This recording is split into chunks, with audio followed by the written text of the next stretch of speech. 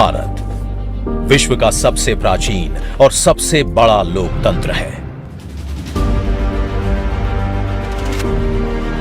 भारत के गौरवशाली अतीत की साक्षी दिल्ली महाभारत काल से लेकर आज तक हमारी सभ्यता, सत्ता एवं ताकत का केंद्र रही है। ब्रिटिश काल में वर्ष 1911 में देश की राजधानी कलकत्ता से दिल्ली स्थानांतरित की गई और वायसरॉय और अन्य प्रशासनिक भवनों के निर्माण के लिए रायसीना हिल को चुना गया, जो यमुना के बाढ़ क्षेत्र से काफी ऊंचाई पर था। राष्ट्रपति भवन, संसद भवन तथा नॉर्थ एवं साउथ ब्लॉक जो वर्ष 1931 में बनकर तैयार हुए और भारत में शासन का केंद्र बन गए। ब्रिटिश काल में निर्मित इन भवनों में आजादी के लंबे समय बाद आज भी सरकार के महत्वपूर्ण कार्यालय कार्यरत हैं। लेकिन बदलते भारत में अमृत काल के दौर में माननीय प्रधानमंत्री जी ने दिल्ली के सांस्कृतिक एवं ऐतिहासिक नवनिर्माण का बीड़ा उठाया और सेंट्रल विस्टा परियोजना की शुरुआत हुई, जिसके तहत कर्तव्य पथ नवनिर्माण द्वारा 100 एकड़ हरित क्षेत्र जनता को समर्पित किया गया। साथ ही देश को आधुनिक संसद भवन की सौगात दी गई, जहां से भारत का भविष्य गढ़ा जा रहा है। इसी कड़ी में नए एकीकृत केंद्रीय सचिवालय भवनों का निर्माण किया जा रहा है, जिनमें से कर्तव्य भवन 3 को आज देश को समर्पित किया जा रहा है। ये भवन समय की मांग भी थी और आने वाली पीढ़ियों के लिए एक संदेश भी। भारत सरकार के विभिन्न मंत्रालय अलग अलग स्थानों पर बिखरे थे, जहां आपसी समन्वय द्वारा काम करना दिन प्रतिदिन मुश्किल हो रहा था। इन मंत्रालयों की इमारतें काफी पुरानी होने की वजह से इनमें उचित कार्य वातावरण नहीं मिल पा रहा था। साथ ही पर्याप्त कार्य स्थान, प्राकृतिक रोशनी, पार्किंग जैसी बुनियादी सुविधाओं के अभाव के साथ साथ इनके रख रखाव पर होने वाला खर्च बहुत अधिक था। ऐसे में माननीय प्रधानमंत्री जी के इस निर्णय से 60,000 से अधिक कर्मचारी कर्तव्य पथ पर बन रही कर्तव्य भवन की विभिन्न इमारतों से अपने कर्तव्यों का निर्वहन करेंगे। इन इमारतों से मंत्रालयों की कार्य क्षमता एवं दक्षता में वृद्धि होगी और निर्णय प्रक्रिया में तेजी आएगी, जिससे जनता के काम आसान होंगे। साथ ही सालाना करीब 1000 करोड़ रुपए की बचत हो सकेगी, जो विभिन्न मंत्रालयों के ऑफिस के किराए के तौर पर खर्च किए जाते रहे हैं। ये इमारतें वर्षा जल संग्रहण, सौर ऊर्जा एवं ई ऑफिस जैसी आधुनिकतम सुविधाओं से युक्त हैं, जो कर्मचारियों को स्वस्थ, संवेदनशील एवं समर्पित कार्य वातावरण प्रदान करेंगी। साथ ही कर्मचारियों की सुविधा हेतु योग कक्ष, जिम, संगीत कक्ष एवं कैफेटेरिया का भी प्रावधान इन भवनों में किया जा रहा है। नॉर्थ एवं साउथ ब्लॉक के मंत्रालयों को कर्तव्य पथ पर शिफ्ट करने के बाद इनके स्थान पर दुनिया का सबसे बड़ा युगे युगीन भारत संग्रहालय बनाकर ये भूमि फिर से देश की जनता को समर्पित की जाएगी। इस तरह रायसीना हिल से लेकर यमुना नदी तक के 30 लाख वर्ग मीटर क्षेत्र में दुनिया का सबसे बड़ा पब्लिक प्लाजा देश की जनता को मिलेगा। एक नई metro line Indraprastha metro station से शुरू होकर भारत मंडपम, इंडिया गेट, कर्तव्य भवन स्टेशन और युगे युगीन भारत म्यूजियम स्टेशन होते हुए रामकृष्ण आश्रम मार्ग मेट्रो स्टेशन को जोड़ेगी। साथ ही कर्तव्य भवन की सभी इमारतें भूमिगत रूप से कर्तव्य भवन मेट्रो स्टेशन से जुड़ी होंगी। इस तरह ये पूरा क्षेत्र एक आधुनिक एवं समग्र दिल्ली मेट्रो नेटवर्क एवं नमो भारत रेल नेटवर्क के माध्यम से जुड़ा होगा, जो न केवल राष्ट्रीय राजधानी क्षेत्र को जोड़ेगा, बल्कि एयरपोर्ट एवं नई दिल्ली रेल इंटरफेस के माध्यम से देश दुनिया को निर्बाध रूप से जोड़ते हुए दिल्ली को विश्व की श्रेष्ठ राजधानी बनाने की दिशा में एक महत्वपूर्ण प्रयास होगा। देश की राजधानी का ये ऐतिहासिक कायाकल्प विकसित भारत की नव आकांक्षाओं को साकार करने की दिशा में एक निर्णायक कदम साबित होगा। आज दिल्ली अतीत की गरिमा एवं भविष्य के संकल्प को एक साथ लिए आधुनिक भारत के नवनिर्माण एवं युग परिवर्तन की कहानी बन रही है। माननीय प्रधानमंत्री जी के विकसित भारत के संकल्प को साकार करने की दिशा में देश तैयार है, एक ऊंची उड़ान के लिए। મારા યુવાનો, આવું કંઈક કર્તવ્ય ભવન બનાવવાની પ્રક્રિયામાં ત્રીજી બિલ્ડિંગ આપણે બનાવી છે, જે ઉદ્ઘાટનની દ્રષ્ટિથી પહેલી છે, અને આવી કુલ 10 ભવન આપણે તૈયાર કરીશું કે જે કેન્દ્રીય સચિવાલય, કેબિનેટ સચિવાલય તરીકે સમગ્ર દેશમાં સરકારને સચિવાલય સુવિધા પ્રદાન કરશે। આ કેટલી ભવ્ય છે અને કઈ રીતના સાંસ્કૃતિક વારસાને પણ અભિવ્યક્તિ આપે છે એનો આપ સૌને આ વિડીયો જોઈને અંદાજો આવ્યો હશે। જો કર્તવ્ય ભવનનો વિડીયો જોયા પછી આપણને જે ખબર પડી એ ફેસિલિટીઝ એની અંદર જે છે કે કર્તવ્ય ભવન દિલ્હીમાં ફેલાયેલા વિવિધ મંત્રાલયો અને વિભાગોને એક સાથે લાવીને કાર્યક્ષમતા એટલે એફિશિયન્સી, ઇનોવેશન અને સહયોગ, કોઓપરેશનને પ્રોત્સાહન આપશે, સંકલનને પ્રોત્સાહન આપશે। આ ભવનમાં જે ઉદ્ઘાટન થયું છે એ ભવનમાં ગૃહ મંત્રાલય, વિદેશ મંત્રાલય, ગ્રામીણ વિકાસ મંત્રાલય, એમએસએમઈ મંત્રાલય, department of personal training, petroleum અને કુદરતી ગેસ મંત્રાલય અને મુખ્ય વૈજ્ઞાનિક સલાહકારની કચેરી ત્યાં જ આવવાની છે। આ સિવાય સ્માર્ટ ગવર્મેન્ટ માળખાને આમાં અપનાવવામાં આવ્યું છે કે જેમાં આઈટી સંબંધિત સુવિધાઓ, આઈડી કાર્ડ આધારિત એક્સેસ, સંકલિત ઇલેક્ટ્રોનિક સર્વેલન્સ અને સેન્ટ્રલ કમાન્ડ સિસ્ટમનો સમાવેશ થાય છે। ત્રીજી બાબત આની જે અગત્યની છે કે આ ભવન ટકાઉપણા, સસ્ટેનેબિલિટીમાં પણ અગ્રણી છે કે જેમાં double glass facets, rooftop solar water heating, અદ્યતન HVAC heating, ventilation and air conditioning systems અને વરસાદી પાણીના સંગ્રહનો સમાવેશ કરવામાં આવ્યો છે।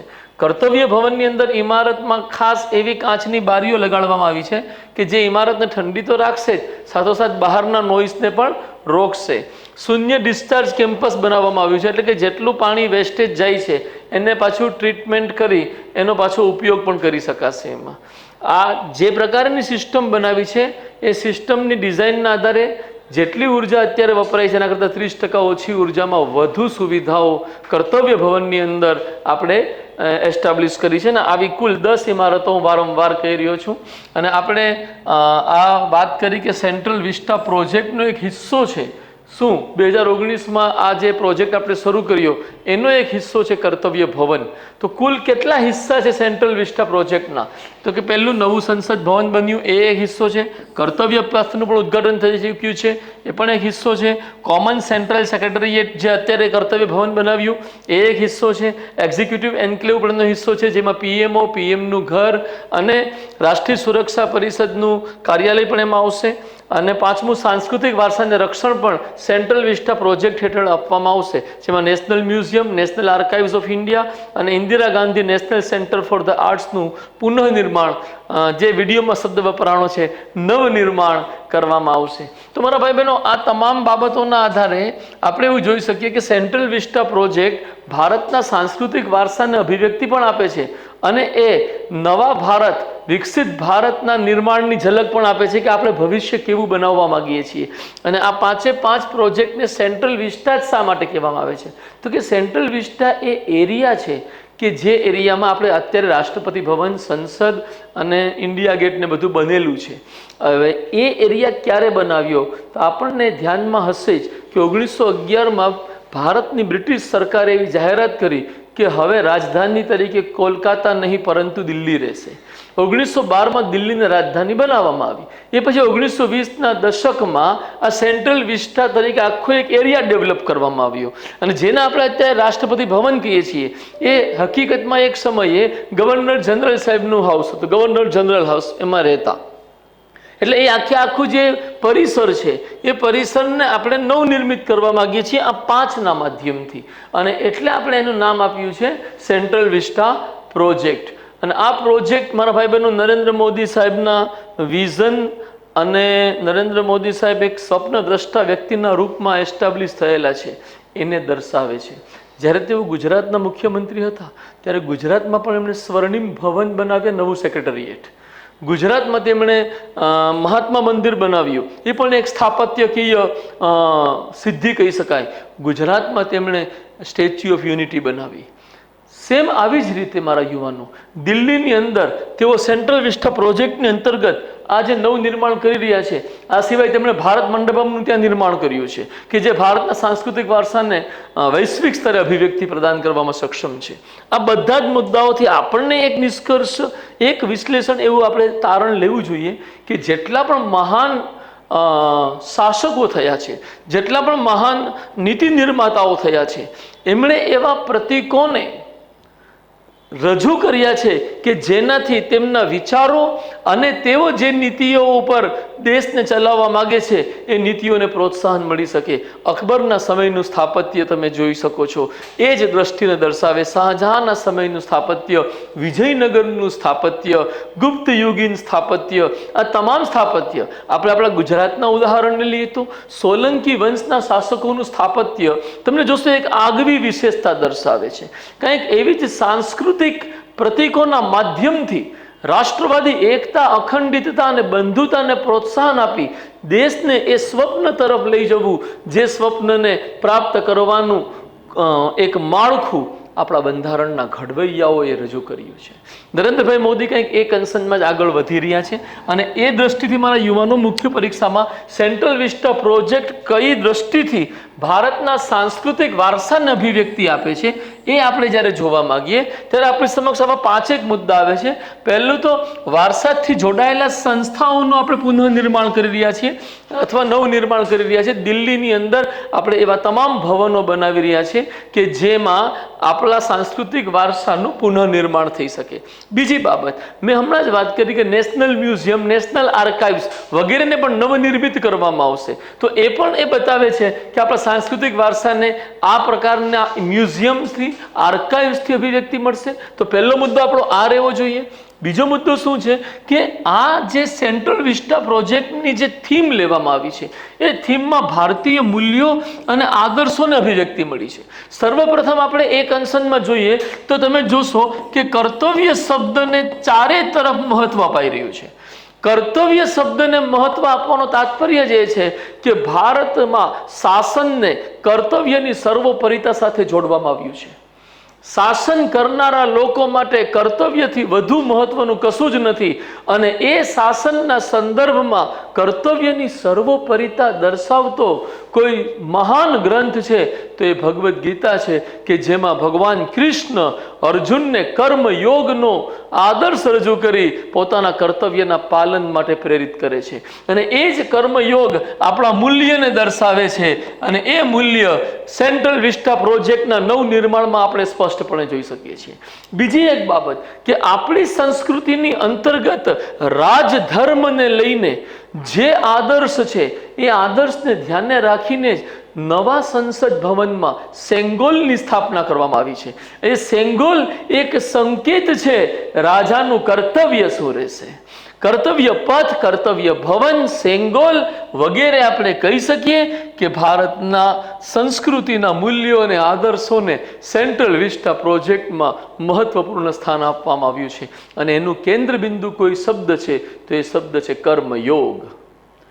મારા યુવાનો ત્રીજી બાબત જોઈએ કે સંસ્થાનવાદી લક્ષણોના સ્થાને જે બ્રિટિશરોએ સેન્ટ્રલ વિસ્ટા બનાવ્યું 1931માં એ અમલમાં આવ્યું, એ સંસ્થાનવાદી બ્રિટિશ વારસા અને બ્રિટિશ લક્ષણો પર આધારિત હતું.